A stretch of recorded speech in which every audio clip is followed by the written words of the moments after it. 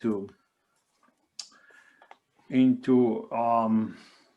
managing the heat stress, on analyzing these factors and may affect on the things, also the things we can do to support our birds during these, let's say, extreme situations.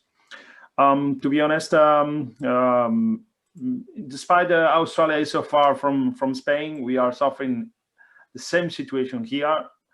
We don't have a desert, but some parts on the south of Spain is also a small desert, not as big as Australia.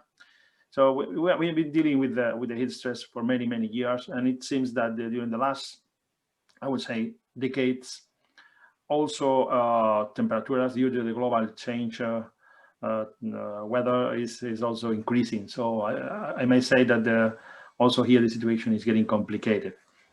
Well, let's go through the presentation. Well, this is a short introduction about the birds, about the characteristics they have.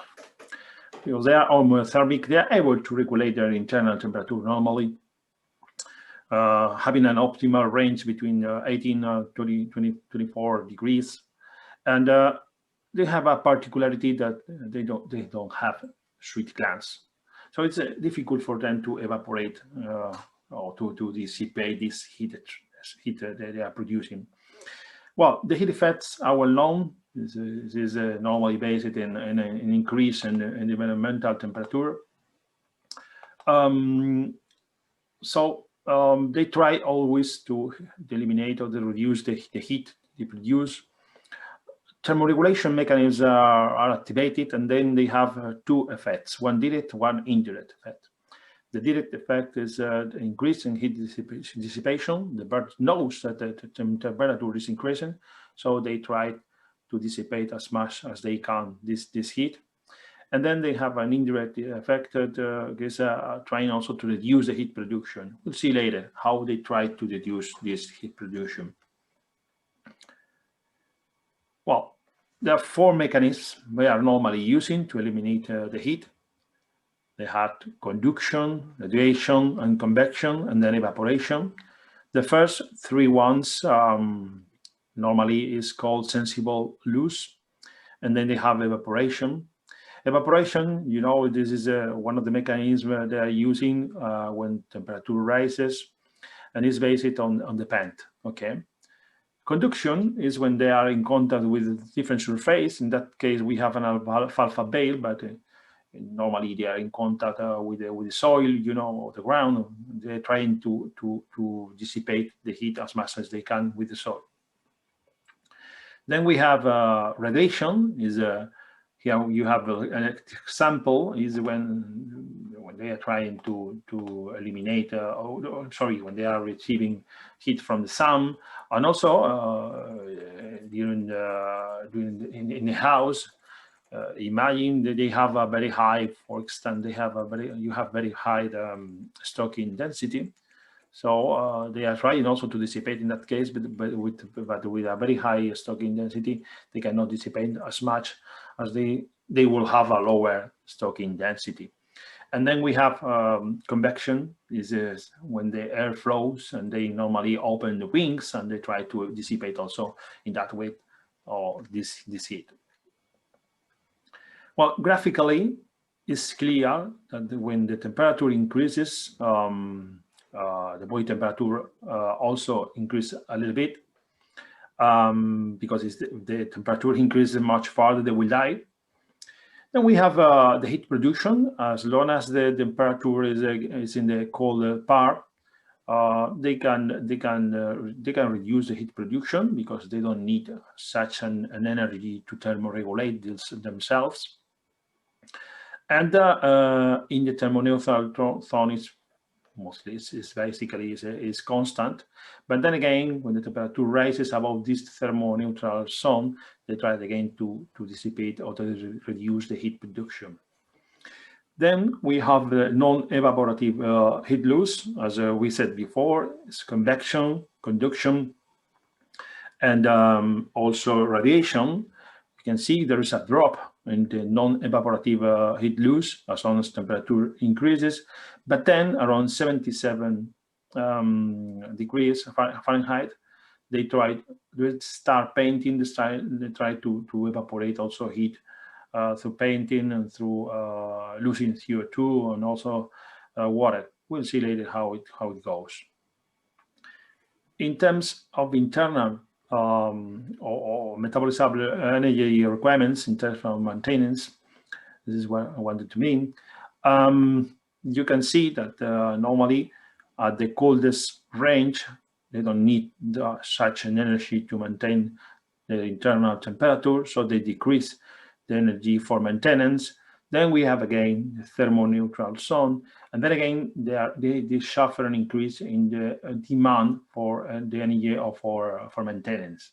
Okay, because they need again to dissipate this heat. Well, we analyze the feed intake. You can see here that normally, also because they don't need such an energy, they reduce the feed intake. Also continue reducing the feed intake in the thermoneutral zone, and then again this feed intake drops. This is something we know this is happening when heat stress condition or higher temperature conditions, when the area between both lines represents the energy available for production. But when the lines cross, they enter in a negative balance. So this is important because they start dropping body weight, they start for sure losing their body condition, and also there's a drop in production. Well, so heat stress means when the environmental temperature is about 27 degrees or 80 Fahrenheit degrees plus humidity. And this is something we need to always to analyze. There is an index, kind of index that represents how the impact of the sum of the temperature in Celsius degrees and also relative humidity. You can see that based on numbers, this could be normal, critical, and then we can see or start seeing feed intake drops and water intake increases. This is something normally usual when temperature rises. If the number goes beyond this 101, we can see some mortality on top, and for sure about 110 we can see a high mortality. So this is important because the sum of these numbers represents may vary or may have different impact on the birds.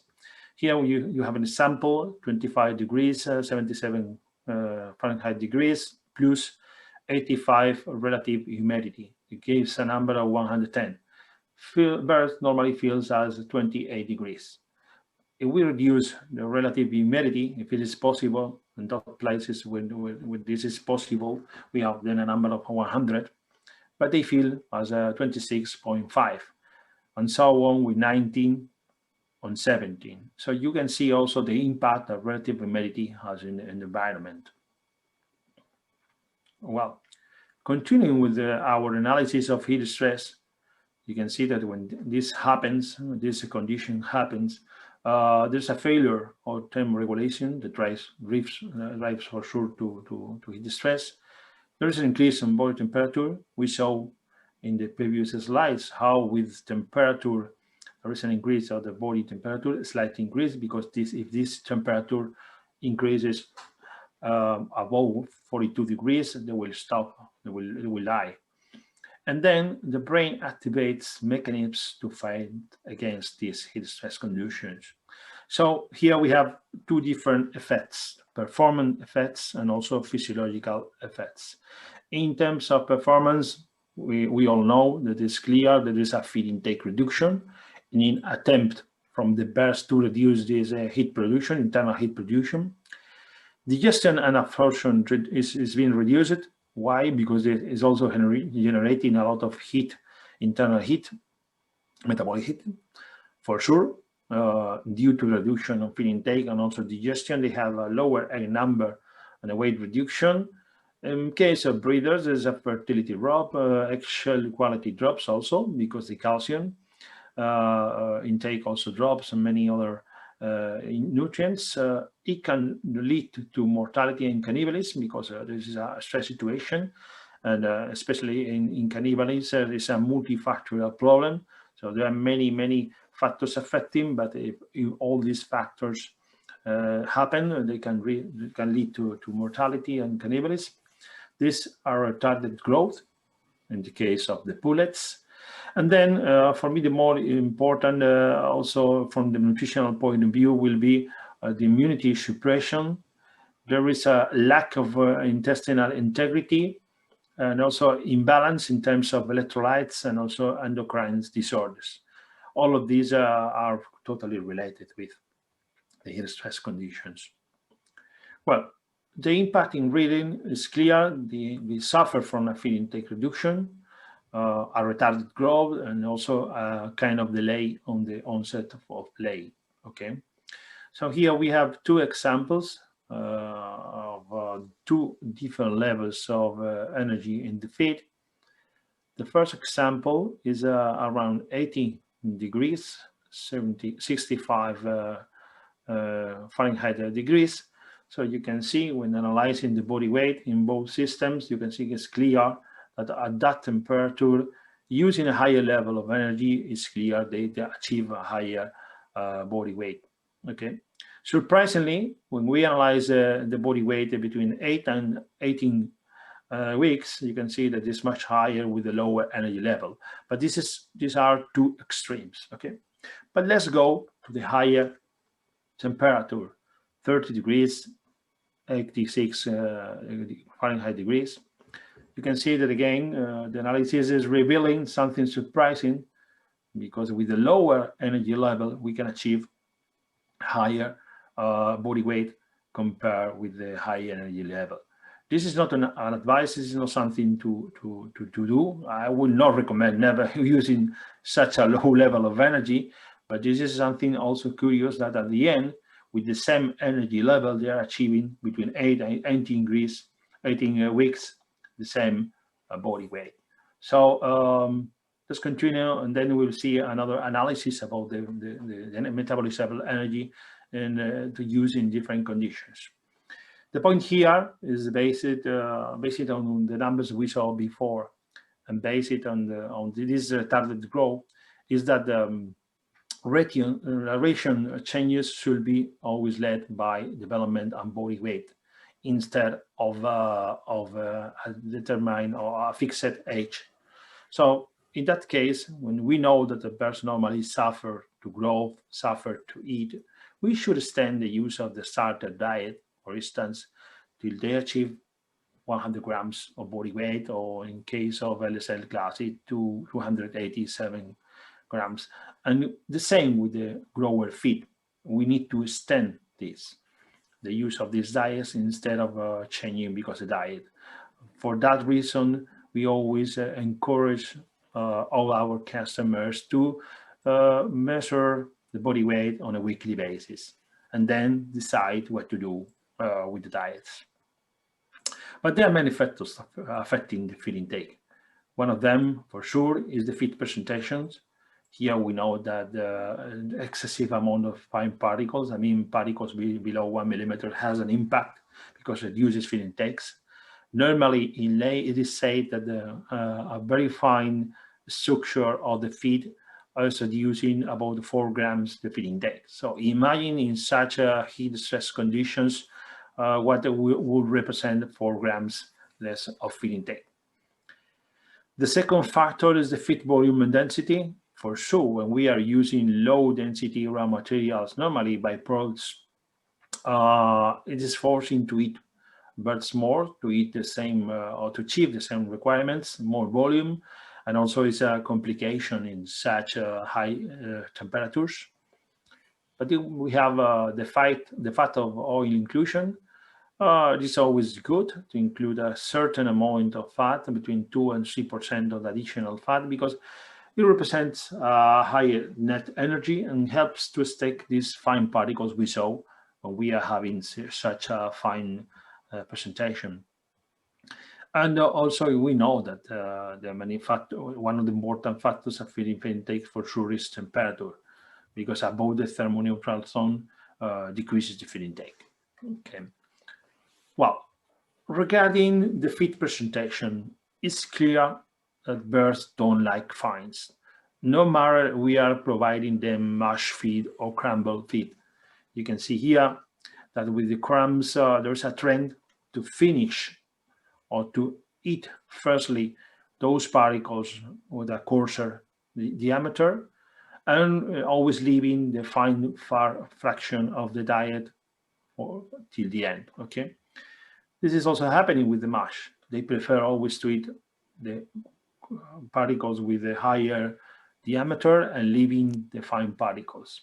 And we don't have to miss, and we don't have to forget that in the fine fraction there is always very important or key ingredients, even more important for these temperatures or these heat stress situations.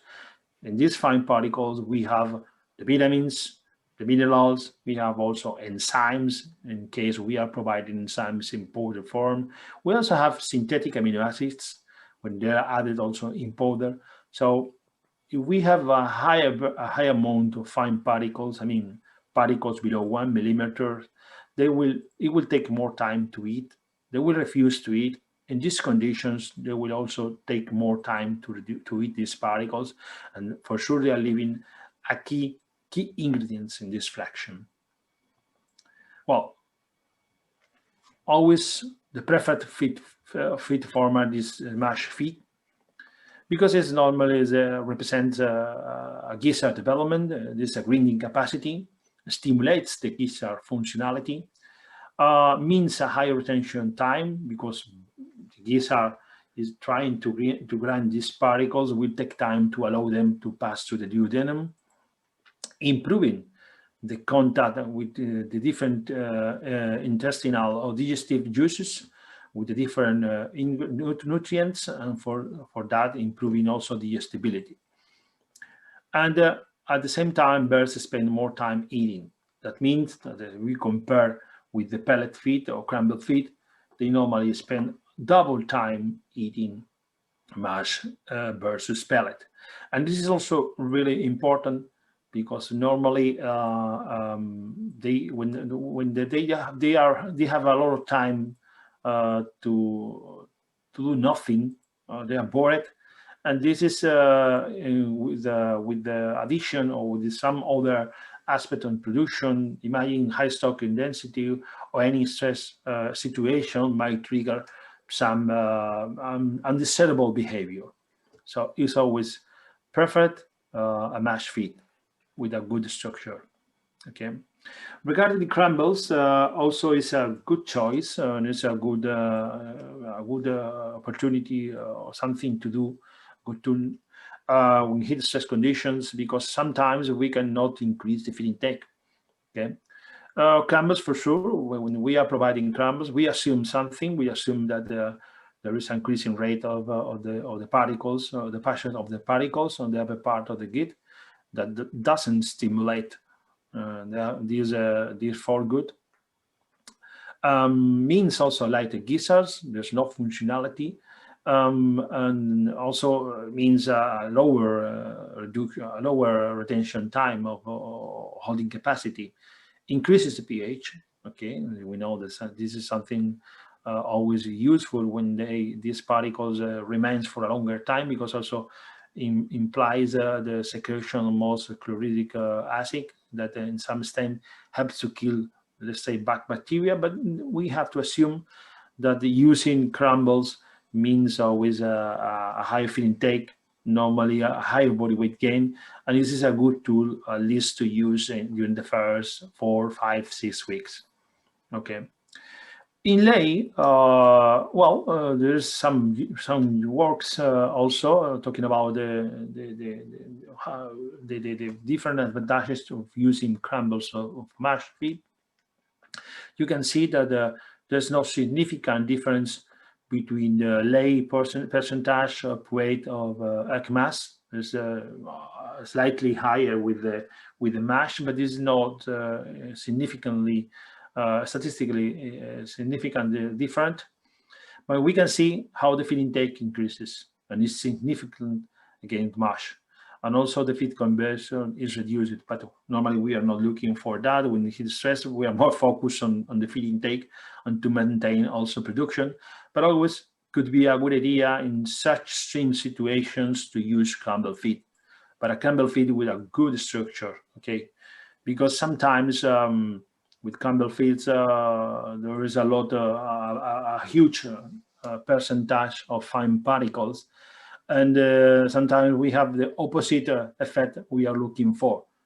Instead of promoting the feed intake, if we have such amount of fine particles, they will refuse eating them. And also we have another disadvantage is that we cannot use calcium carbonate in our diets. So in that situation, for sure, we can add externally. We can add that at the end of the day, just being sure that we are providing these coarse calcium particles for the hen in order to produce the eggshell during the night, not during the dark period. But always, we cannot get everything. We need to always to assume something when we are using mast, and also to assume something when we are using crumbs.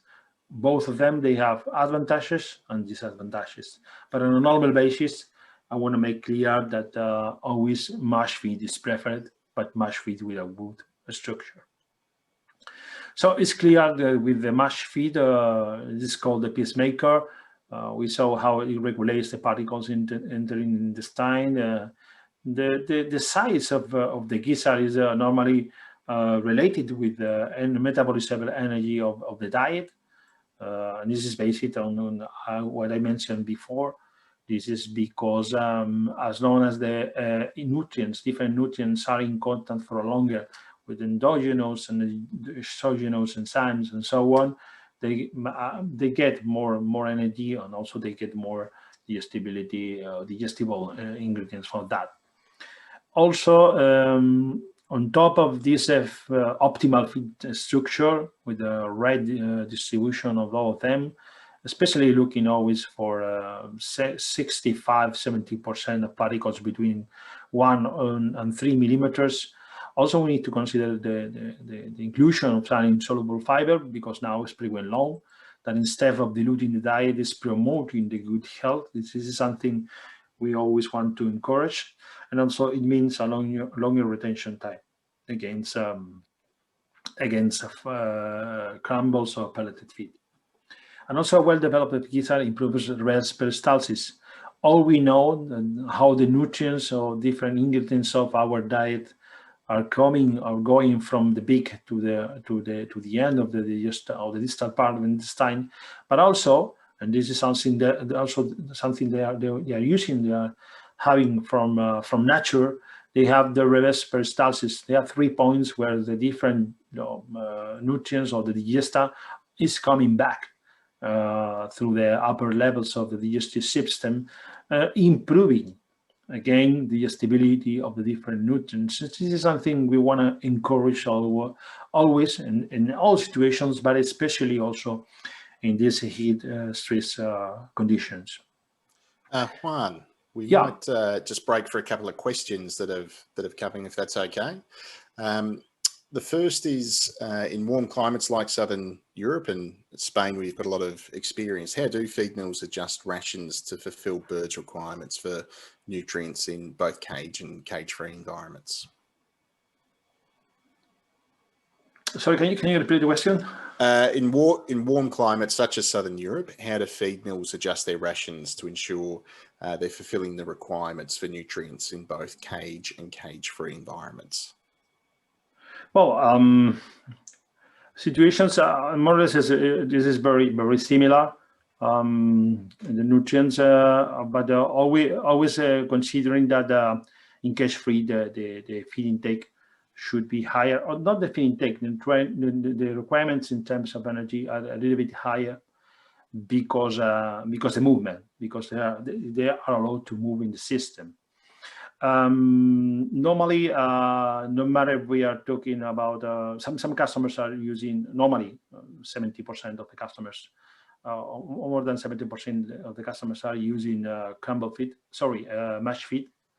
Some of them are using crumble feed or pelleted feed, but just at the beginning of the production, because especially with the heat stress conditions, it's hard to get them eating. So using crumbles helps them to achieve or to maintain the requirements in terms of energy and also nutrients. And also normally they are using a slightly level of amino acids levels. I mean, when I'm talking about amino acids, I'm talking about the ideal profile, and so crude protein. But crude protein tells me nothing, because at the end we can play with the level of the crude protein, since adding different synthetic amino acids, you can reduce the total level of amino acids.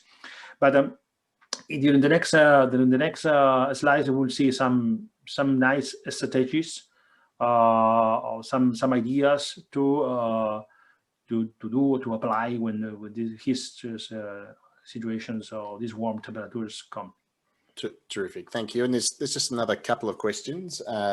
When we see higher mortalities, is that due to the heat stress directly, or is it brought about by behaviours that occur in response to that heat stress?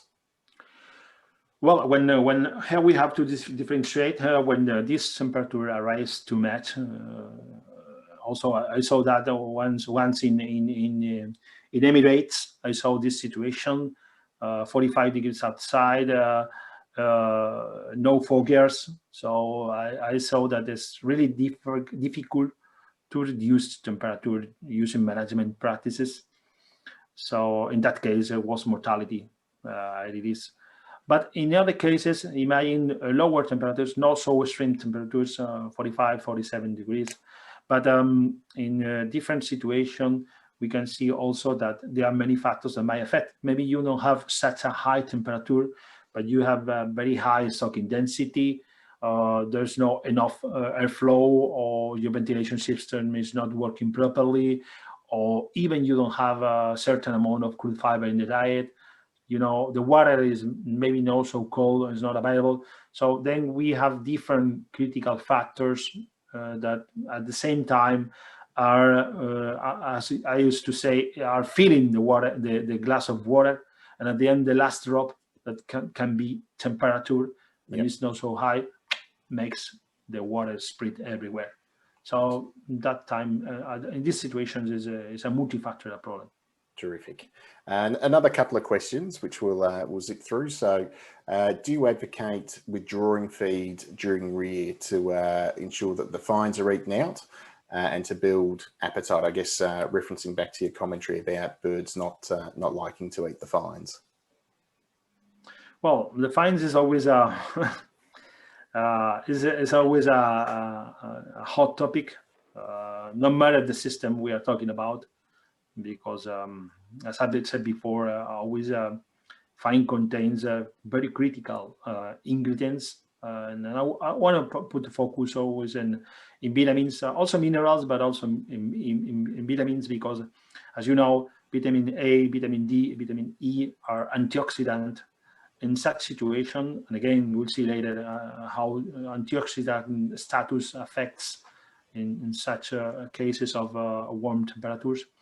But always I'm talking in advance. Some points I will show later. Yep. But using fat is always helping to stick these fine particles. So okay. Well, there's another question on fines which we might leave until later. And just the final question for the moment is: do you advocate increasing energy during periods of high temperatures, and how would you go about doing that? I would say that okay, we need to analyze what means this such a increase in energy. I will not go to a very high increase in energy, but let me answer this question, please, for this customer that sent this question. Let me answer this during the next slides, because the next slides are going to talk about that. So terrific. Okay, I apologize for that, but just give me 5 seconds, 10 seconds maybe. Okay, thanks very much, Juan. We'll let you get back to it. Welcome. So coming back to the presentation, it's clear this is something we see. There's a drop in feed intake with the temperature. Also, you can see that in this example, there are many equations talking about the metabolizable energy for maintenance. This is what we see here. Depends on the body weight. For sure, a bigger bird will need a higher energy for maintenance, but then we always have a factor like this, maybe 2.2, 2.3, 2.1 by the temperature. This is affecting and this is reducing also the requirements for maintenance. Okay, but let's go to answer the question coming from our customer. This is clear. Okay. We know that birds are responsive for the energy level of the diet, and this is what we see here in this example. We can see how increasing or decreasing the energy level of our diet, the feed intake increases.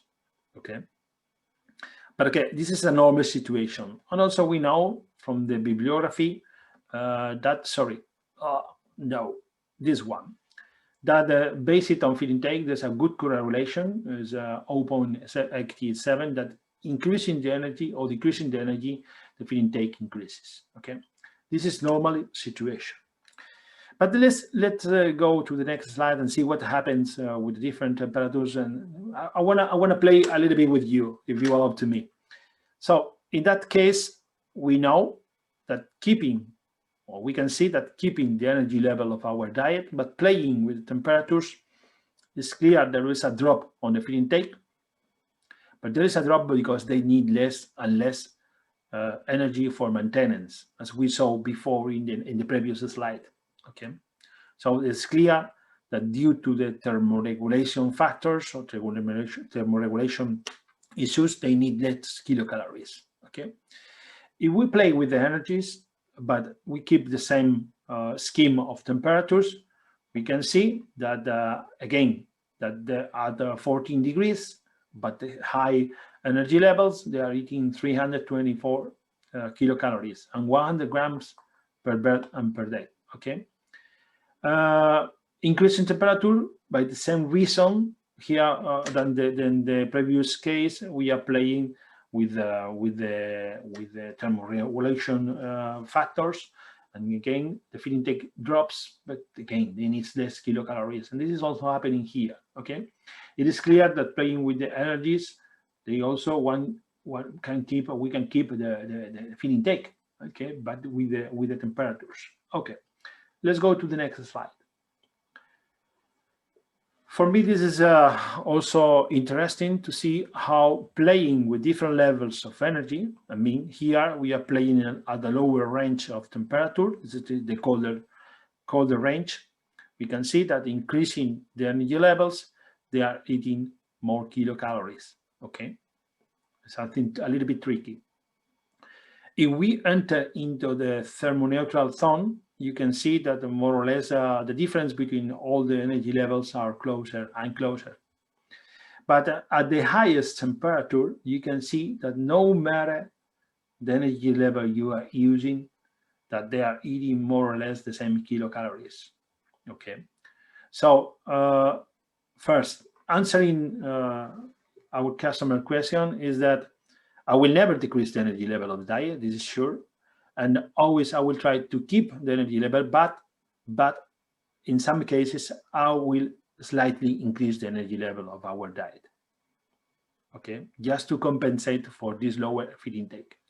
But remember that even in such situations, and it's true that the birds are responsive to energy, but during the last decades they are less and less responsive, or they are not so responsive to the energy level, but they are responsive, still responsive. They are able to reduce the feed intake according to the energy level. So for me, our advice is always to keep the same energy level or slightly increase the energy level of the diet and protein accordingly, based on this low feed intake.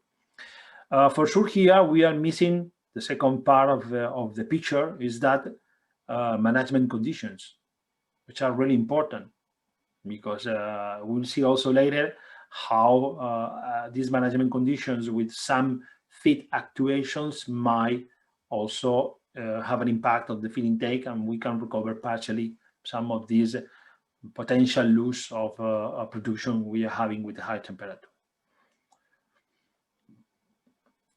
Well, another also important factor is the fat condition. And here again, we can see the same game. So 100% means fully feathered, and obviously 0% means totally naked. You can see that at the lower range of temperatures, around 12 degrees, there's a higher energy for maintenance, requirement for maintenance, due that they are not isolated because they are totally naked compared with the fully feathered. At 18 degrees, this is also happening, but in a lower extent because the temperature is much higher, and in the thermoneutral zone is almost the same. Okay, so also feather condition may affect also the energy for requirements, even in such a high temperatures or warm temperatures. And here we have again another study showing how two different levels of temperature, but 50% scoring, feather scoring, or 100% fully feathered may affect in the same extent the feed intake we have, even at higher temperatures. Well, so nutritional strategies. This is reality. This is sorry, I don't know why it's moving. 10% nutrition, 90% management. It doesn't mean that nutrition is not important in warm temperatures. It's very important, but here it's more important to get them eating the feed, to train them, to teach them how to eat the feed, and this is pure management.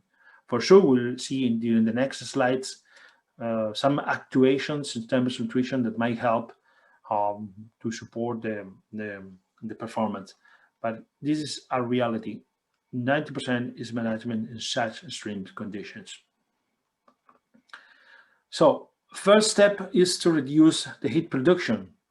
So we know that metabolic heat increases due to digestion and absorption of nutrients.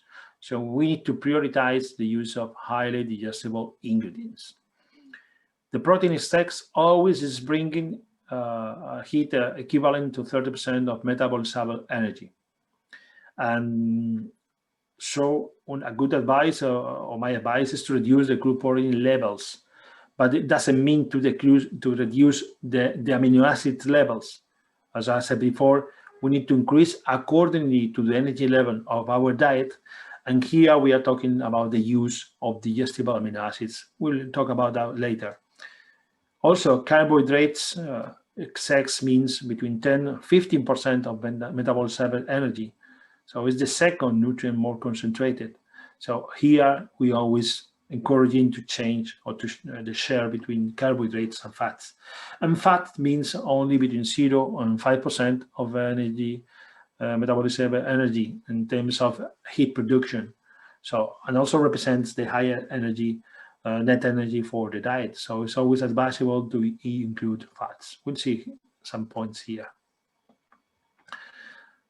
So ideally, trying to replace as much as we can between 15% of carbohydrates by fat or oil as a source of energy. We have some advices using fats, including at least 2-3% of particles with the same energy level of slightly higher, as I mentioned before.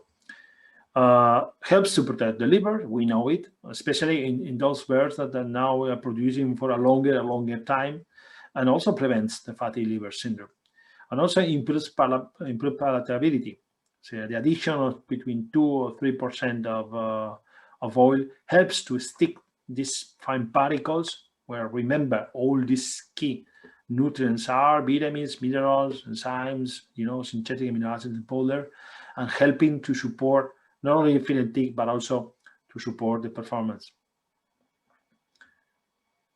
About protein and digestibility, this is clear, and we know that in the head stress condition, there is a drop in terms of digestibility of the protein is significantly important.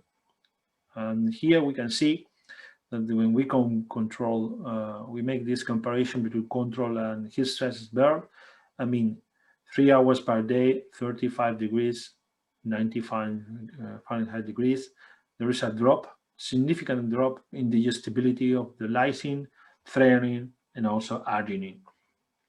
So advices here in terms of protein is always to formulate according to ideal amino acid profile, all the amino acids, to increase the amino acid density according to feed intake, because the main reason for when a drop on the feed intake is because they are lacking or they are missing amino acids, also other nutrients for sure, but the main factor triggering the production drop is the lowering in intake of amino acids. So always according to the energy level of the diet is good to increase the amino acid density. Include higher digestible synthetic amino acids because it helps not only to achieve according to the ideal profile of amino acids, but always helps to reduce these, I would say, excess of amino acids we don't need. So including lysine, methionine, threonine, also in some, depending on the crude level of the diet, the valine, all these are 100% digestible. It means that we are reducing, or we can reduce the crude protein on the diet, and also include raw materials highly digestible like corn, and also include the enzymes for sure. So painting is another good point I want to talk about because represents a major loss of CO2 from the lungs and blood, and in an attempt from the bird to reduce this internal temperature, this heat production. And also there is a loss of water, and this is the reason why we see a higher water intake. Well, carbonate is an integral part of the shell. We all know. The carbonate metabolism and acid balance, acid-base balance is in general can influence the eggshell formation. And you know that the position of calcium carbonate on the eggshell is maintained thanks to the continuous secretion of bicarbonate by the shell gland. So when we are losing by the lungs this CO2, this is due to hyperventilation. For sure, this process is inverse. The birds are entering in a respiratory alkalosis. There is an increase on the pH of the blood, so it means that even less CO2 or bicarbonate or carbonic acid is available for this, and for sure there's a reduced secretion of CO3. This is the carbonate anion. That will stop or will hamper the position of calcium carbonate in the eggshell. This is the reason why eggshell is affected. But at the same time, there's a reduction on carbonic anhydrase, which we'll see later how to promote or how to increase the activity of this enzyme. Normally, in this situation, there are many studies talking about the inclusion at least of 2-3 kilograms of sodium bicarbonate to keep the electrolytic balance around 275. Okay, so and to reduce the chloride levels as much as possible. Well, we're talking about heat stress, and here we are talking about another kind of solution. This is something we already know. There is a drop on the percentage of ley, but including two probiotics at two different concentrations, we can see, especially at the highest concentration of the probiotic, that we can achieve not numerically, but significantly similar levels of the ley in heat stress situation. And I want to make clear here, I want to make here, or to leave clear here that this is something that might help, but there's no magic solution trying to recover this loss of performance or this reduction in feed intake when warm temperatures. This is something that might help, and we will discuss when presenting any kind of solution. I'm going to present any kind of advice. We will also talk about what is behind of this solution, what is the reason why this solution is helping. But this is always, as I said, is partially. We always have to bear in mind that management here plays a very important role, doing or getting birds eating the feed. So here we can see that with the use of the inclusion of the probiotic, we can recover partially this production. And in terms of intake, we can see, again, there is a drop with the highest temperature. And we can also recover partially, but we will never with probiotics to recover the feed intake. Okay.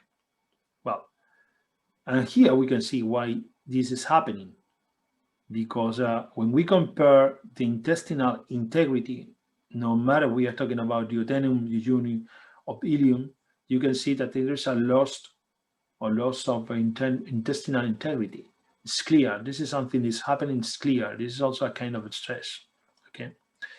So we can see how, again, with the interleukin number 1, which is a cytokine produced by macrophages, in response to an inflammation or any kind of relation of stress, is being increased. Here we're talking about heat stress, but it can be related with any kind of external stress.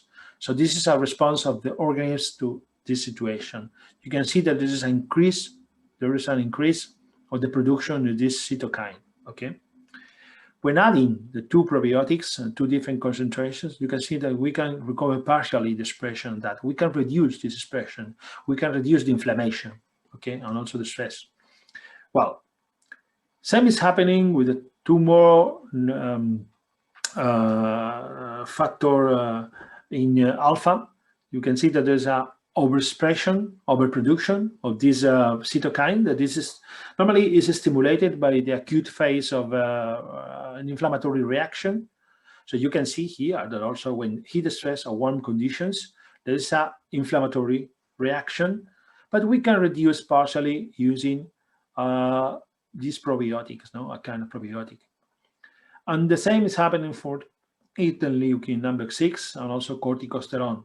And probably you know that corticosterone, because it's a hormone that is mediating some behavioral and physiological responses when birds are facing stress situations. So we can support and we can reduce this inflammatory response using probiotics. Well, it also has an impact, as we saw before, comparing with the lower and higher temperatures in the villus head and the clip depth and also villus crypt, just helping to maintain or to reduce again or to maintain the intestinal integrity. And this is key, because if we maintain the intestinal integrity, we can maintain the digestion and absorption of nutrients that are very helpful, not only to keep the production, but also to keep the others physiological demands. Okay. Organic trace minerals, remember, carbonic anhydrides. This activity is reduced with heat stress situations. We can see how using organic zinc, we can boost the activity of this enzyme significantly. And also we can see that using organic manganese, we can boost also superoxide dismutase activity. We will explain a little bit later about that, but here the point is here. We can promote in such extreme situations of high temperatures the activity of this enzyme. So it's always advisable to include at least organic zincs in our diets. But keep this number in the activity of superoxide dismutase manganese, because we will see what is the role of this enzyme. Betaine is related with the osmosis, keep of the osmosis balance. And here we can see again the production in the thermoneutral zone, relative humidity, stable, is 68. Okay, for sure, at higher temperatures, we can see a drop. And again, we can see how adding or including some betaine, we can recover partially. But it's the same situation we saw before with the probiotics. We can recover partially, but we never will achieve that. Unless all these things have to be, all these solutions have to be supported by management, for sure, and ventilation. Antioxidants, again, we saw how there is a loss of integral intestine. The organism and the immune system is challenged. Here we can see how using vitamin E, C, of combination of both, we can achieve higher production. This is a normal situation. This is not in heat stress situations. But imagine that is extrapolated, can be extrapolated to also to warm conditions. And the same is happening with egg weight.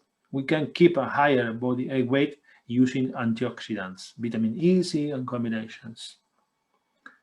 Okay, vitamin C and propolis. Now, any kind of essential oils or vegetal herbs or all these things can support by different mechanisms the production. And here again, we can see that the combination here is the combination of vitamin C and propolis. We can see that we can boost, again, we can boost the production, we can achieve higher values compared with the heat stress non-supplemented, but we never recover it. We can never recover the normal production. And the egg weight is the same, following the same. In that case, it is significantly, it's not different, but it's numerically. But again, we can support with some additives the production. Methionine and cysteine for me are two of the most important, so one of the most important topics here. Because when birds are heat stress or warm conditions, there's a production of free radicals. They are called reactive oxygen species, ROS. And this is also affecting, or may affect the cellular oxidative stress. Okay, that means lipid peroxidation, proteins, DNA, everything can be damaged, and also the cell death can be provoked. So antioxidant system normally takes place. Here we're talking about heat stress, but any situation of stress is producing ROS. So here, remember the enzyme I mentioned before, superoxide dismutase and manganese dependent, is taking a role here, is playing a role, and also glutathione peroxidase. Let's go further on this. When these radicals are generated, superoxide dismutase, the risk dependent of zinc, copper, and manganese, remember the activity of the enzyme with the organic stress minerals was boosted compared with the inorganic source. So we can support a high activity of this enzyme fighting against these free radicals. These radicals of this enzyme is transforming the O2 radicals in hydrogen peroxide. Okay, and it's also depending on taurine, not only superoxide dismutase but also glutathione peroxidase, two key enzymes. Here, this taurine is depending on cysteine. You know, there's always a lack, or there's a limit in amino acid in poultry diets, but a way to support, or a way to supply more cysteine is supplying methionine, because methionine can be easily transformed to cysteine. So keeping higher levels of methionine and cysteine based on synthetic amino acids to reduce these levels of high crude protein might help birds also to support this fight against radicals of any kind of external stressor. The only good point here is the arginine. You know that the diets lack arginine. It has to be supplemented by external synthetic amino acids. Normally, there's an enzyme which is it depends of arginine that transform to nitrogen oxygen species. Okay, the citrulline is not important now here, but I want to go here because these nitrogen oxygen species are energy or are related with the energy metabolisms, which is really important in our such extreme conditions or war conditions. Regulates the gene expression and also improves bird-oil relation related with the blue circulation. Remember that when high temperatures comes, bird tries to boost the peripheral circulation of the blood. So here, nose NO has a very important role, and also is a modulator for immunity. Again, during the previous slides, we saw how the different challenging conditions, heat stress conditions, are impairing the good integrity and also affecting the immune response. So also important to consider. Why? Because when heat stress, for sure, reactive oxygen species appear, and arginine is blocking that. Okay, arginine normally is scavenging or is a free radical scavenger agent that suppresses this ROS generation. Okay. And here we have a clear example. This is based on rats, but it helps to support the concept of a little bit higher levels of arginine. The DTPA is a macromolecule that normally never trespass the gastrointestinal barrier. So we can see that with the control diet, with non-supplemented with arginine, almost nothing of this macromolecule is going through the intestinal barrier. When heat stress situation, you can see that there is an increase on the permeability of the gut.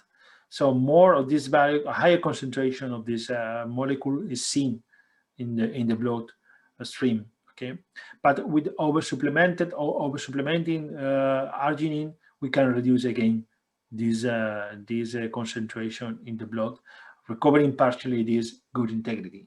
So always is good to keep the right balance between all the amino acids. In terms of arginine, compared with the cage systems, now in cage-free production, we are recommending in our new guide to increase at least 115 the ratio between arginine and lysine. Okay, this is normally not a limitant, but in certain diets could be. But always we know that now we have some evidences that it may play a role fighting against any situation of stress, for sure, during heat stress conditions. The forgotten nutrient is the water. So there are some management tips for sure. Be sure that the hygienic condition of the water is appropriate. Also, the undesirable contaminants are not present there or are controlled under certain limits. But it's always important in such situations to provide cold water. Remember that in such situations, the ratio between feed and water increases up to 1:4. Also, covering or painting the tanks, water tanks with light colors helps to avoid to heat. Here we know that if we have this accumulation of fine particles, and we also have, let's say, cold water, the situation can be even worse. So it's always good to encourage the feed intake, but also remember that birds eat because they drink. So also it's a good idea to increase the frequency to stimulate them going to the drinkers, and also flushing water regularly. It's promoting feed intake, and also adding some electrolytes and supplements to the water is increasing. Sodium, potassium salts, vitamins, some amino acids is always helping, not only in this situation, but in any kind of stress situation. And last but not least, and related also with the feed, but in this case with management, also we need to encourage them eating the feed. And this is the reason why at the beginning I said that feed is just 10% in the influence, 90% is management, because we need them to eat the feed. How can we do that? Feeding them during the coldest part of the day is beneficial in reducing mortality in case we have mortality. Promoting block feeding in the morning or the evening in the coldest part of the day is always good. It's always better, because remember that eating, digestion, and absorption requires or provokes a lot of heat increment, and they are trying always to avoid. So we are trying to feed them during the hottest part of the day. They will refuse. For sure, they will reduce the feed intake. Be sure always the ventilation system is working where they are eating, because it would help to also to reduce this heat production. And in floor systems, and this is the reason why I put very extreme conditions, the midnight snack. In cages, this is not a problem, or they should not be a problem, but in floor system, always remember very extreme situations. And that's it. Thank you for your attention. I hope it was interesting enough, and now we can go to more questions in case you have. Well, that was terrific, Juan. Thank you very much, and it was certainly an in-depth presentation that touched on a lot of points and has generated a number of questions. I think we might kick off with a question on midnight feeding, since that's where we ended. Do you or have you ever seen a midnight feed work in an aviary system? No, I didn't. But my colleague Mark, which is I think is present in the presentation, and probably next week he's going to talk his speech. He's going to give his speech. I think he saw that sometimes, but I remember there was. I want to remember it was really strange situation. Okay. But not because this is disturbing birds, because normally this is the time they are sleeping in the system. Normally it takes a lot of effort to get them into the system to sleep, and suddenly in the middle of the night is a kind of a big party there. But I remember he mentioned it was very strange situation with a very rapid feed intake. Well, Jonathan, Mark is on the call. Yeah, can you let Mark comment that we don't forget for next week, because it's a hot issue, eh? Could you? Mark, you're able to unmute if you wanted to jump on the line. Yeah, good morning, everyone. Oh, sorry, good evening, actually. It's morning for me. I forget. Yes, midnight feeding in aviary systems can be very dangerous. It's a great, on a flat system, it's very easy to use. We use it regularly, but on an aviary system, because of the movement, it is, for me, a last resort management technique that I would use. But in extreme circumstances, we can do it.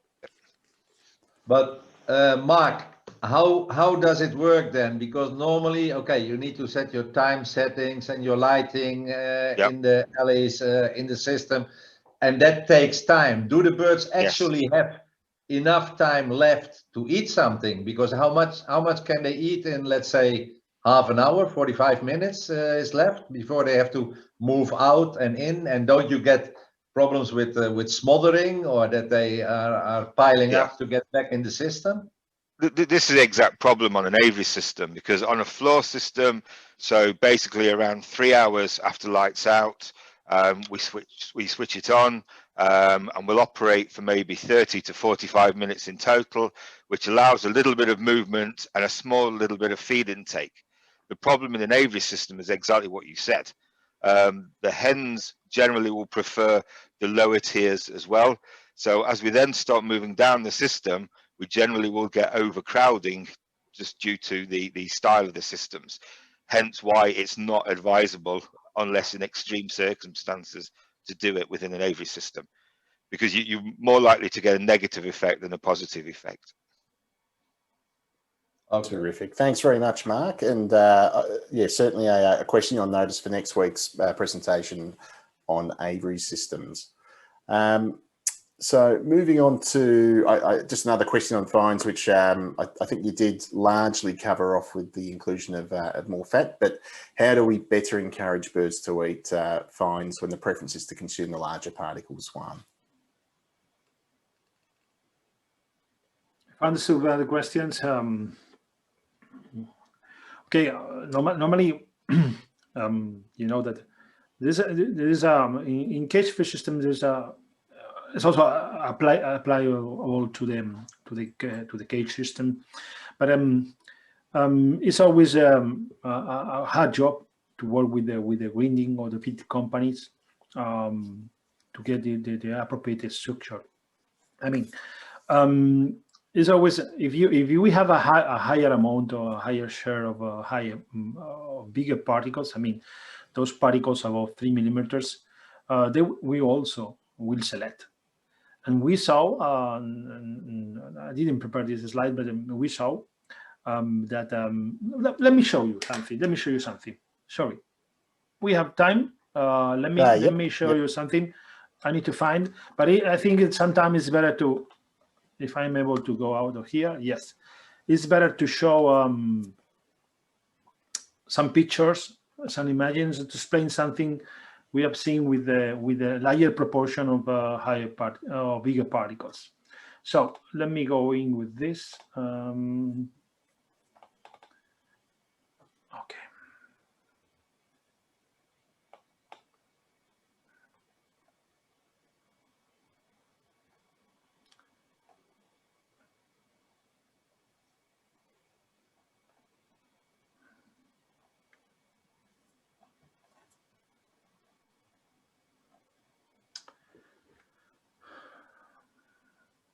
This computer is getting older. Now it takes a lot of time. Okay, here I have. So now I will share again. Okay. This is a test we did in a farm that was facing some problems. I think now you can see. Can you see my screen now? Or not? Not yet, no. Not yet. Okay.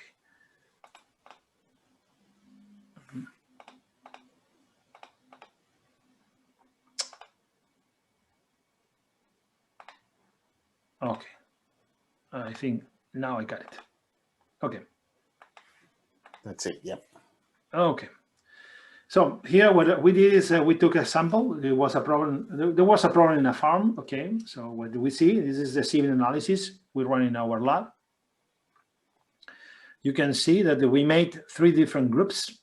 We made the fine particles group, those particles below 1 millimeters, or we zoom the particles below 1 millimeter. Okay, was around 35%. Same with the mid fraction, so particles between 1 and 2.5 millimeters. And same we did with the particles, the coarse fraction. I mean, those particles are about 2.5 millimeters. You can see that pretty well split in 3, okay? So we have a lot of fines, but also we have a lot of coarse particles. Well, when we analyze the fit in our lab, this is the original one, this is the lab. Don't worry about the energy level. We are not using this energy level, but this is okay. It's a calculation made with an equation, and this is not considering enzymes, all these things. Okay, just keep your attention in the labeling. This is the labeling. Okay, this is the labeling and the analysis. The analysis we made. This is what we got. We analyzed the fine particles. So you can see here. The fine particles is having higher crude protein level. This is obvious because all the fine fraction of the soybean meal is here.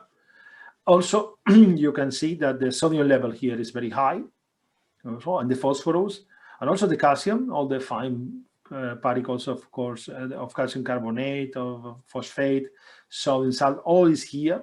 Okay. In the middle fraction, okay, we still have some very low levels of sodium chloride, okay, compared to the original one of the analysis we done of all the feed, the overall feed. So more or less in line, but with this considering these levels, okay. But the coarser fraction, and this is what I wanted to show to this customer with the question. Look at the energy level, it's very high because all the big particles here of corn and wheat are here. So the bigger birds were eating this frame fraction, but look at the energy, at the crude protein level. They were missing an important fraction of the crude protein level. The fat is very low, for sure. The starch is very high, obviously, corn, wheat. Look at the calcium. There is a deficiency of calcium in this fraction, but look also to sodium and chloride. Okay, big birds here were totally crazy. They were very aggressive.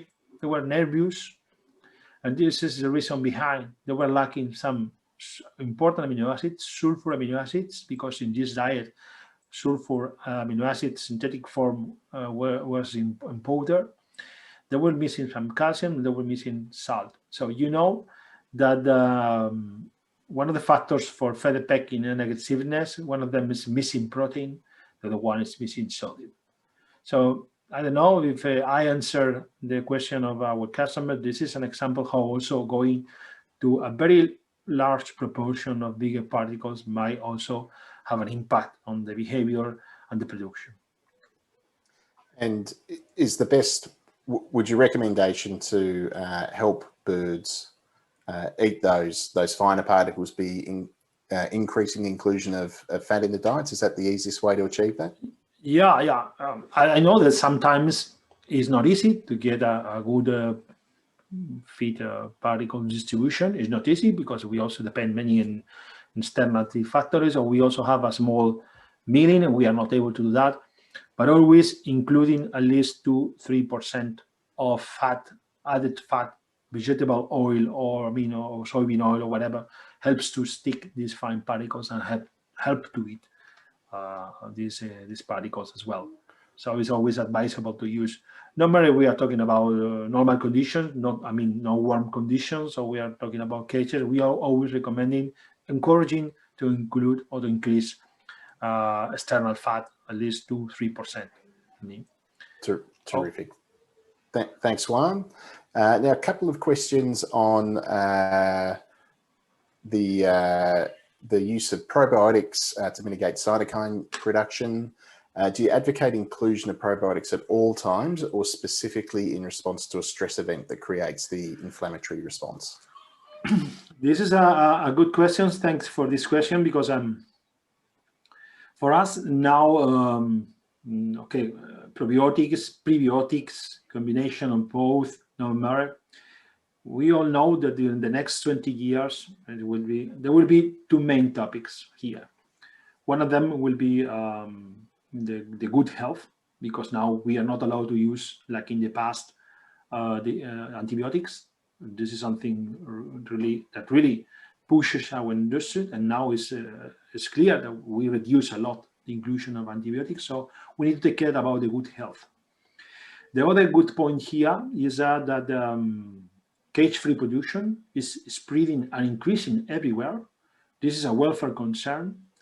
So since birds are now allowed to move freely in the system outside the cities, to be in contact with the feces, to be in contact with the nature, in case of free-range birds, they are more exposed to stressors.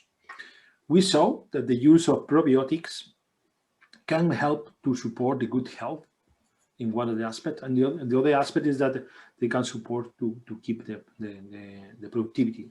So my advice is always checking all the different solutions you have in the market. There are many companies providing additives. There are top 10 companies with very good results, and to use continuously in production, because it's true that they are normally challenged. No matter we are challenged just because the environment or microbiota and bacteria in the environment, but also because they normally suffer from stress because the heat conditions or stocking density or whatever, or So it's always good to have at least this kind of buffer, this kind of help, standard support to maintain the good health and the production. So my advice is no matter. I didn't want to mention any brand here, but all we know that there are many solutions, many probiotics, prebiotics, essential oils also. This is something I really miss. I want to mention in my presentation. Essential oils are quite important because they are also encouraging the good health. In some trials also they prove to encourage the feed intake and the production. So continuously. And what level of antioxidants do you need to include in the feeds to achieve the positive results that you referenced in your presentation? Normally, also in our guideline for cage-free systems we updated last year, we are always we move to an upper level or upper range to use, for instance, of vitamin E. Is the main antioxidant in the diet. I will encourage the use of vitamin E at least 60-70 grams or ppm as you want. Just to put an example, we are using normally, since I'm covering supporting all our distributors in at least in Europe, in some of the countries with the breeders. In the breeder side, we are using always about 110, 120. I would say that these breeders I'm now supporting, nutritionally supporting, these are normally on the floor. This is floor systems, so they are also exposed to different stressors, and we are always using about 110 units of vitamin E. But also remember that vitamin I is an antioxidant, vitamin D is an antioxidant. So external antioxidant, now there is a sort of polyphenols coming from different vegetables that also have proven to have antioxidant capacity. There are many of them. For sure, you can combine both of them. Is always helping to support production, to keep the antioxidant capacity of the bird, or to boost the antioxidant capacity of the bird is always a must. Terrific, thank you. And a question from Tim, one of our technical services managers based in New South Wales. Does a combination of environmental heat stress, humidity, and high stocking densities, alongside the encouragement of birds to develop a strong appetite, lead to an impact on inflamed gut linings and poor ability to digest nutrients in production? Yes, sure. The combination of higher temperatures with the relative humidity very high, we saw the scoring system is terrible. If on top you have a very high stock density, it means that they cannot get rid of this heat they are producing. It might also be a factor considering the access of all the birds to the troughs. So that means that some of the birds will not go easily to the feeders. So there would be an uneven feed intake for the birds. So I would not recommend to have a very high stock density in that cases, because it's even worse. Terrific. Well, that's all the questions answered on the Q&A chat box. So I'd like to once again thank Juan for a fantastic presentation, really insightful and a lot of new information for myself.